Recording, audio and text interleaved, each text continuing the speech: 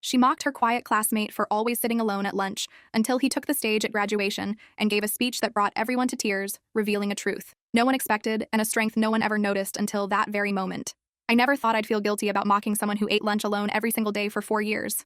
But there I was, sitting in that suffocating gymnasium, watching Marcus Chen walk toward the podium, and all I could think about was how wrong I'd been about everything. It started freshman year.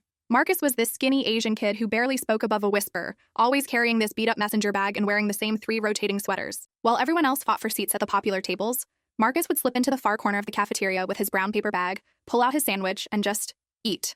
Alone. Every day. Look at him, I'd whisper to my friends, pointing with my chin toward his corner table. Doesn't he have any friends? Like, not even one? My best friend Sarah would giggle. Maybe he smells or something. Or maybe he's just weird, I'd add, louder than necessary, hoping he'd hear. I mean, who chooses to sit alone? The truth is, I wasn't naturally cruel. But high school has this way of making you feel like you're either hunting or being hunted, and Marcus was such an easy target. He never fought back, never even looked up when we made our comments. He'd just keep eating his sandwich, methodically, like he was completely alone in the world. By sophomore year, mocking Marcus had become routine entertainment. When he'd walk past our table carrying his tray, someone would always have something to say. "Hey Marcus, the loser's table is over there," Jake Morrison called out one day, pointing to an empty table on the opposite side of the cafeteria. "Actually, I think that's still too crowded for him," I added, earning laughs from our group. Marcus paused for just a second, his shoulders tensing slightly, but he kept walking. He always kept walking. Junior year, things escalated. It wasn't enough to just make comments anymore. Sarah started taking pictures of him eating alone and posting them on social media with captions like, "Forever alone level, Marcus Chen," and, "When you're so weird, even the weird kids won't sit with you." I should have stopped her. I should have said something. Instead, I liked the posts. The pictures went semi-viral within our school. Kids who didn't even know Marcus started sharing them, adding their own cruel captions. Teachers began to notice. Not the bullying, of course, but Marcus himself. He seemed to shrink further into himself, if that was even possible. His sweaters got baggier. His head stayed down more often, but he never missed a day of school. And he never stopped sitting in that corner. "Maybe we should ease up," I said to Sarah one day, feeling a twinge of something that might have been conscience. "Why? It's not like he's going to do anything about it," she replied. "Besides, if he wanted friends, he'd try harder." That became my justification. If Marcus really wanted things to change, he'd speak up. He'd defend himself. He'd try to sit with other people. The fact that he didn't must mean he was okay with it, right? Senior year arrived with all its chaos of college applications, prom committees, and graduation planning. Marcus became background noise to the more pressing drama of our final year. Occasionally, I'd notice him in his corner, but the novelty of mocking him had worn off. We had bigger fish to fry. Then came graduation day. The ceremony was being held in the school gymnasium because of unexpected rain. The air was thick and humid, smelling of teenage anxiety and too much cologne. Parents packed the bleachers, phones ready to capture every moment of their children's big day. I was sitting with my family, half listening to Principal Henderson drone on about the bright futures ahead of us, when he announced something that made me sit up straight. "Now, we have a special presentation from one of our graduating seniors. Marcus Chen will be delivering a speech titled, 'The View from the Corner.'" Wait, what? I watched in complete shock as Marcus stood up from the graduates section. Gone were the baggy sweaters. He wore a crisp black suit that actually fit him properly. His hair was styled instead of falling into his eyes. But the biggest change was his posture. Straight, confident, purposeful. "Who knew he could even speak in public?" Sarah whispered beside me. Marcus reached the podium and adjusted the microphone. When he looked up at the crowd, I was stunned to see that his eyes were steady, clear, and completely calm. This was not the timid boy I'd been mocking for 4 years. "Good afternoon, everyone," he began, and his voice carried clearly through the gymnasium without a trace of nervousness. "For those of you who don't know me, I'm Marcus Chen. I've been a student here for 4 years, and I've spent most of that time sitting alone." A ripple of uncomfortable laughter went through the crowd. Parents glanced at each other, probably wondering why this kid was announcing his social failures at graduation. "I want to talk to you today about the view from the corner, literally and figuratively. You see, for 4 years, I sat at the same table in the far corner of our cafeteria, table 47 to be exact. From that vantage point, I had a unique perspective on our school that I don't think anyone else has had." He paused, scanning the crowd, and I could swear his eyes lingered on our section for just a moment. "I watched friendships form and break apart. I saw acts of incredible kindness that no one else noticed. I witnessed bullying that went unreported. I observed teachers who stayed late to help struggling students, janitors who learned every kid's name, and classmates who quietly held others together during their darkest moments." The gymnasium was completely silent now. Even the restless underclassmen had stopped fidgeting. I also watched people make assumptions about me. I heard the comments, saw the posts, felt the stares. Many of you wondered why I chose to sit alone, why I didn't try harder to make friends, why I seemed content with isolation. My stomach began to churn. Beside me, Sarah had gone very still.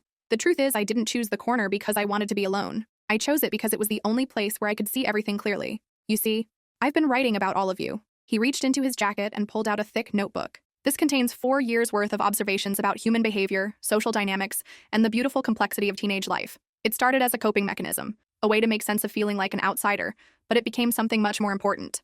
Marcus opened the notebook and flipped through several pages before continuing. I wrote about Jessica Torres, who sat 3 tables away from me. Every day, she'd save half her lunch for her little brother, who often forgot his lunch money. She never told anyone about this, but I watched her do it religiously for 2 years until her brother graduated from middle school. I wrote about David Kim, who everyone assumed was failing math because he slept in class. What people didn't know was that David worked a night shift at his family's restaurant to help pay their bills, and he was actually tutoring 3 other students during his free periods. I wrote about the group of girls who called themselves the Queen Bees, but who organized secret food drives for homeless students, collecting donations in unmarked boxes so no one would feel embarrassed about needing help. I could feel my cheeks burning. Around me, people were shifting uncomfortably as they recognized themselves or their friends in Marcus's observations. I also wrote about the students who made my corner table a source of entertainment. I documented every comment, every picture, every laugh at my expense. At first, I was angry. Then I became curious. What makes someone choose cruelty over kindness? What insecurities drive people to tear others down? Oh God, he knew. He knew everything. But here's what I discovered. Hurt people hurt people. Every single student who mocked me was fighting their own battle that I couldn't see from my corner. The girl who posted my pictures online was struggling with her parents' messy divorce. The boy who told me I belonged at the loser's table was being pressured by his father to maintain a perfect image while his grades were slipping. I felt like I was going to be sick. How could he possibly know about my parents' divorce? I'd never told anyone about the screaming matches, the lawyer meetings, the way my dad moved out the week before sophomore year started. I want to be clear. Understanding someone's pain doesn't excuse their actions, but it does provide context. And context, I've learned, is the difference between wisdom and judgment. Marcus closed the notebook and looked directly into the crowd. So why am I telling you all of this? Because in 3 months, we're all going to different places. Some of you will go to college, others will join the workforce. Some will take gap years to figure things out. But wherever you go, you'll encounter more corner tables. You'll meet more people who seem different, isolated, or strange. His voice grew stronger, more passionate. I'm asking you to remember that the person sitting alone might not be antisocial. They might be observing. They might be writing the next great novel, or working through a family crisis, or simply seeing the world from an angle you've never considered. Before you judge them, before you dismiss them, before you mock them, ask yourself, what's the view from their corner? The gymnasium was so quiet I could hear my own heartbeat. I spent 4 years in that corner, and I wouldn't trade the perspective it gave me for anything. I learned that true strength isn't about fitting in. It's about standing apart when necessary. I learned that observation is a superpower, that empathy is a choice, and that sometimes the people who seem the weakest are actually building the strongest foundations. Marcus paused and smiled, the first genuine smile I'd ever seen from him. Oh, and one more thing. The notebook I've been writing? It's being published this fall. It's called The View from Table 47, a study in high school humanity. My editor at Random House says it has the potential to change how we think about teenage social dynamics and the importance of including everyone in our communities. The crowd erupted. Parents started clapping, students were cheering, and I could see teachers wiping their eyes. But I couldn't move. I sat there, stunned, as the truth crashed over me like a cold wave. Marcus Chen, the weird, quiet kid we'd mocked for 4 years, was going to be a published author before any of us even finished our first semester of college. In closing, Marcus said as the applause died down, I want to thank everyone who made my corner table necessary. You taught me that adversity is just research in disguise. You showed me that the human capacity for both cruelty and kindness is limitless. And you gave me a story worth telling. He looked directly at our section again, and this time I was certain he was looking at me. To those of you who chose kindness even when no one was watching, thank you. You reminded me that good people exist. And to those who chose cruelty, thank you too. You taught me that understanding someone's pain doesn't require experiencing their actions. You showed me that forgiveness is possible, even when apologies never come. Marcus stepped back from the podium as the entire gymnasium rose to their feet in a thunderous standing ovation. He'd been the same shy kid this whole time, but we'd been too busy mocking him to see what he was actually doing, documenting our lives, understanding our struggles, and turning his pain into purpose. As he walked back to his seat, I found myself clapping through tears I hadn't realized were falling. Around me, my friends looked shell-shocked. Sarah was crying openly, and Jake Morrison looked like he wanted to disappear into the floor. After the ceremony, I watched families swarm around Marcus, congratulating him and asking about his book. College representatives who'd been in the audience were handing him business cards. A local news reporter was setting up for an interview. I wanted to approach him, to apologize, to explain myself somehow. But what could I possibly say? Sorry I made your life miserable, but my parents were getting divorced. It seemed pathetic compared to what he'd accomplished despite everything we'd put him through. Instead, I stood at a distance and watched him interact with people who were seeing him clearly for the first time. He was gracious, articulate, and genuinely warm. This was who he'd been all along, hidden behind the baggy sweaters and the silent lunches. As my family and I walked toward the parking lot, my mom put her arm around my shoulders. That was quite a speech, she said gently. Made me think about how we treat people who seem different. I nodded, not trusting my voice. You know, she continued, I hope his book helps people understand that everyone has a story worth hearing. We just have to be willing to listen. 6 months later, Marcus's book was released. I bought it immediately and read it in one sitting. It was brilliant, funny, heartbreaking, insightful, and surprisingly hopeful. He'd changed everyone's names, but I recognized myself in several passages. Reading about my own behavior through his eyes was devastating and necessary. One chapter, titled "The Girl with the Broken Home," made me sob. Marcus had written about a student who mocked others to deflect attention from her own pain, describing how her cruelty intensified during her parents' divorce proceedings. He'd somehow observed the correlation between my worst behavior and my father's absence, noting how I'd lash out most viciously on the days when I wore my mother's forced smile. But what destroyed me was his conclusion. She wasn't evil. She was drowning, and she'd learned that pushing others underwater made her feel like she could breathe. If someone had simply asked her if she was okay, I believe the outcome would have been different for both of us. He was right. No one had asked if I was okay, and I'd never thought to ask if anyone else was okay either. Another chapter focused on Sarah's social media posts.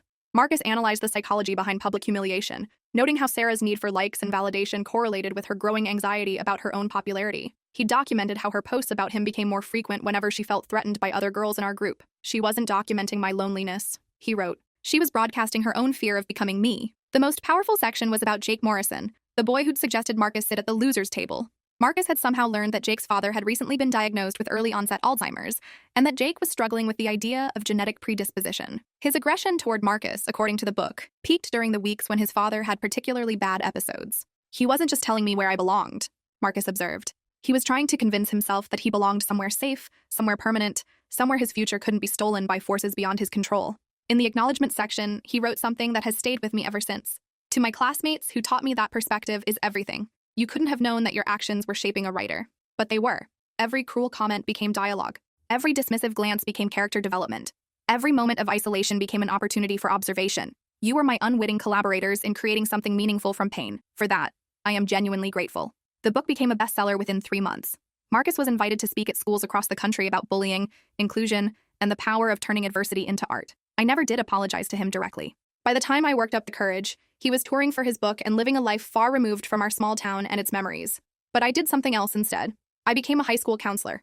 Every day, I look for the kids sitting alone. I learn their names. I check in with them. I make sure they know that someone sees them, values them, and believes in their potential. I tell them Marcus's story, how the quiet kid who everyone overlooked became a voice for millions of people who felt invisible. My first year as a counselor, I met a girl named Emma who reminded me so much of Marcus. She ate lunch alone and seemed to shrink whenever anyone looked at her. Instead of waiting for problems to develop, I made it my mission to connect with her. Mind if I sit here? I asked one day, approaching her corner table. Emma looked up, startled. Sure, I guess. You know, I had a classmate in high school who sat alone every day. Turned out he was writing a book about all of us. Have you ever heard of Marcus Chen? Emma's eyes widened. You knew Marcus Chen? The author? By the end of lunch, Emma was smiling. The first genuine smile I'd seen from her all semester. Over the following months, we met regularly. Like Marcus, she'd found solace in observation and writing. But unlike Marcus, she didn't have to face her struggles alone. Emma eventually joined the school newspaper and graduated as valedictorian. She's now studying journalism with dreams of becoming a documentary filmmaker. 3 years into my counseling career, I finally got the chance to meet Marcus in person. He was speaking at an educators' conference about creating inclusive classroom environments. After his presentation, I approached him with shaking hands. Marcus, I was a classmate of yours. From high school. He looked at me for a moment, then smiled warmly. I remember you. How are you? The question was so simple, so genuine, that I nearly cried. Here was the person I'd tormented for years, asking about my well-being with no trace of resentment. I'm a school counselor now. I managed, because of you, because of what you taught us. His smile grew wider. That's wonderful. Thank you for doing that work. It matters more than you know. I owe you an apology, I said, the words rushing out. For everything, for not standing up for you, for being part of the problem. Marcus was quiet for a moment, then placed a gentle hand on my shoulder. You know what I've learned? Apologies are powerful, but action is more powerful. You're spending your career making sure other kids don't go through what I did. That means more to me than any words could. We talked for another hour about education, empathy, and the ripple effects of kindness. As I prepared to leave, Marcus handed me a signed copy of his latest book. For Emma and all the students you're helping see their own worth, he wrote in the inscription. Thank you for proving that people can change, grow, and choose to do better. The view from your corner is pretty amazing too. And sometimes, when I'm having lunch duty and I see a student eating alone, I remember Table 47 and the brilliant young man who turned our cruelty into his purpose. I remember that the view from the corner might be exactly what someone needs to change the world. But more importantly, I remember that it's never too late to choose kindness over cruelty, understanding over judgment, and connection over isolation. Marcus Chen taught me that strength isn't about how loud you are or how many people surround you. Sometimes the strongest thing you can do is sit in your corner, observe the world around you, and find the beauty in even the most painful experiences. He showed all of us that the quiet ones are often the ones worth listening to. And he proved that sometimes the best revenge is simply becoming everything they said you couldn't be, then using that success to lift others up. Every day, I carry his lesson with me. Everyone has a story worth hearing, We just have to be willing to listen.